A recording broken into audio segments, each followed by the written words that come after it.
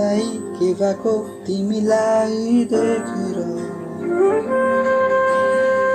तिमीलाई नहेरी बस्नै सकिन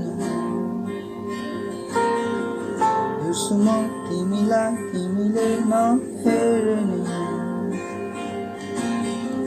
सूर्यमुखीले सूर्यलाई हेर्छ जसरी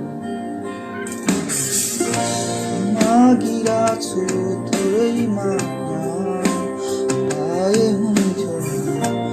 एउटा सानो मायाको महल सजाए हुन्थ्यो दिँदैछु हात